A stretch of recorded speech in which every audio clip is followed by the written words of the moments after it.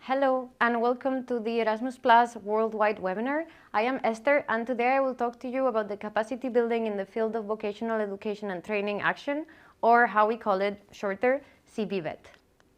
So what are CVVET projects? CVVET projects are international cooperation projects between European countries and countries outside the European Union, and they aim to support the relevance, accessibility, responsiveness of VET institutions and systems in third countries not associated to the program. So what are the objectives? Well, the first objective is to build the capacity of vocational education and training providers and to strengthen the cooperation between private and public stakeholders in the field of vocational education and training. We also want to improve the quality and responsiveness of VET system so that we can better respond to the needs of the labor market. And finally, we also want to align vocational education provision to local, regional, and national development strategies. So, what themes do this action cover? In the Erasmus Plus program guide, you will find a list of different thematic areas to focus your project on. You can choose one or other areas to dive into your projects. Some examples of these are, for example, the training of teachers and trainers in the field of vocational education, development of key competences like, for example, entrepreneurship, focusing on the green and the digital transition, innovation in the vocational education sector, or, for example, fostering public and private partnerships in the field of VET. Regarding the activities, what do CVVET projects actually do?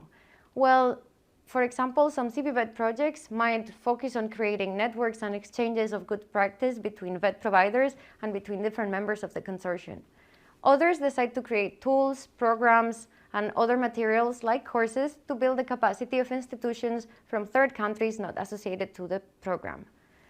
We also want to involve the private sector, and some projects really focused on work-based experience and providing a work-based learning approach to the vocational education sector in their countries. We also develop and transfer pedagogical approaches between different members of the action. And lastly, some projects can also decide to focus on exchange activities primarily for staff of the participating organizations. The Erasmus Plus program also focuses on different horizontal aspects that are similar across all the actions. These are inclusion and diversity, environmental sustainability, the digital dimension, and civic engagement. And it's always nice to see CVVET projects that include these aspects into their project design. Okay, so now that we've understood what CVVET projects are about, what about who can participate? First, for the countries, we have the European member state, the third countries associated to the program, which are North Macedonia, Iceland, Norway, Serbia, Liechtenstein, and Turkey, and of course the stars of our show, third countries not associated to the program. The eligible regions are the ones that you're seeing on screen, which are the Western Balkans, the Neighborhood East, South Mediterranean countries, Sub-Saharan Africa, and Latin America and the Caribbean. To see a full list of all the countries included in these regions, you can consult the Erasmus Plus program guide, and also then you can consult the funding and tenders portal to see the dedicated budget to each of these regions for our action. We also have different regional priorities in the CVVET action because we want the activities to be focused on these regions that we just mentioned. So, for example, if your project will be covering the Western Balkans, we would like you to see that you focus on the priorities listed on the economic and investment plan of the relevant countries and on the Torino process, and some activities relating to the mobility of learners and staff. For the Neighborhood East and the South Mediterranean countries, we would like to see that you show the economic and investment plan and the Torino process. For Sub-Saharan Africa, we have a bit more requirements. For example, we will give priority to projects that are including least developed countries or migration priority countries. And regarding the policies, we want to see that the project answers to the multi-annual indicative programs at country or regional level, and of course to the Global Gateway investment package. And lastly, some priority will be also given to projects that contribute to fostering public-private dialogue between VET institutions and the private sector. For Latin America and the Caribbean, we have again the multi-annual indicative programs and the Global Gateway. And regarding the countries, we want to see regional projects, which means that preferably we would give priority to projects that are including different countries within the region. regarding the types of organization, who can apply? Well, of course, first of all, we have vocational education and training providers, but the CVVET action is quite broad, and any organization that is active in the field of VET can participate. For example, we can have employment providers, research institutes, companies, national or regional authorities. It's really very broad. The only thing you need to take into account is that you always must include at least one vocational education provider at non-tertiary level in your consortium. And who will lead this consortium of partners in your project?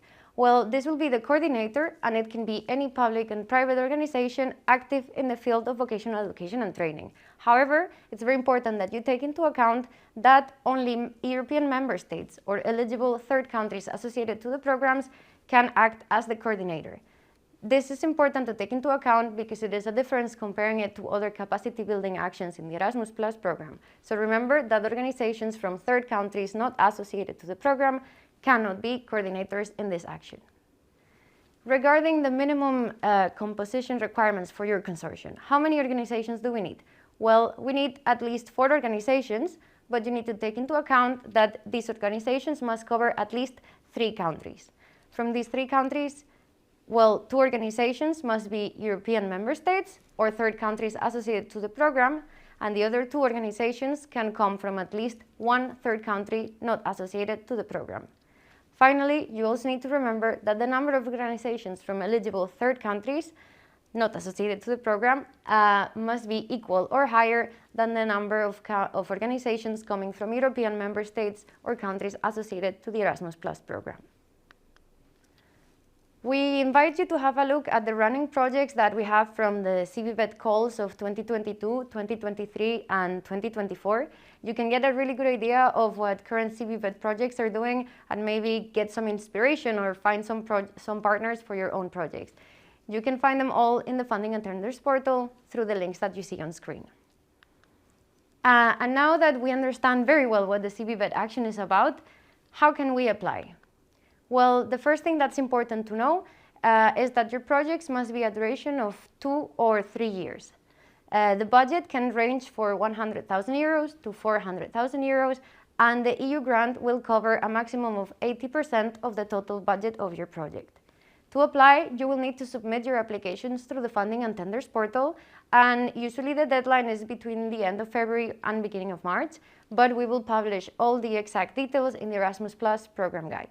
So we really invite you to consult it and have a look at all the requirements for the 2025 convocatory. As for the financial mechanism, this grant works under a lump sum, and you can find all the necessary rules and guides on how to create your project, your lump sum project on the Erasmus Plus program guide. To remind you, the EU grant will be 80% of the estimated budget of your action, which means that 20% of your budget must come from contributions from sources outside the European grant. To finish with, I want to give you some tips on what makes a good CVVET project and what we are really looking when we read your applications. The first thing is the consortium composition. We want to see different partners that really complement each other and make a well-rounded consortium.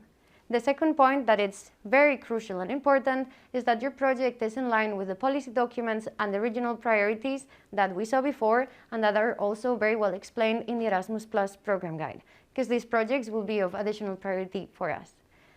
Thirdly, we want to see projects that answer to real needs.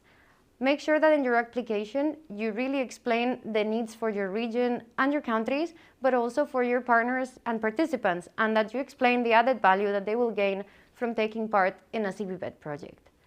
Regarding the EU grant, because the action is really focused on the third countries not associated to the program, we really want to see that the money is well distributed amongst all members of the consortium. So we really invite you to have a look and make sure that partners from certain countries are not getting more budget than others. Finally, we want to see that CVVET projects have a realistic and strong impact, and you can achieve this by having concrete outputs, deliverables, and explaining in detail what the objective of your CVVET project is. We often see projects that try to cover many areas, and at the end, they're not realistic enough. So be clear and focus on one point and the extra value that your project will bring. To finish with, I will leave you with some key resources that can help you prepare your applications. First of all, we have the Erasmus Plus program guide that I've been mentioning across this whole presentation. Here you will find all the details of the action and really all the requirements that you will need to take into account. Second, we have the Funding and Tenders portal, which is where you can submit your applications, but also consult running projects and even find partners for your consortium. Finally, the AKEA website has useful recordings and info sessions, leaflets, and a lot of other interesting material. And if you have any particular question on your project, you can always contact us on the email address that you're seeing on screen, and me or another member of my team will be very happy to help you. Thank you very much for your attention, and we look forward to receiving your applications.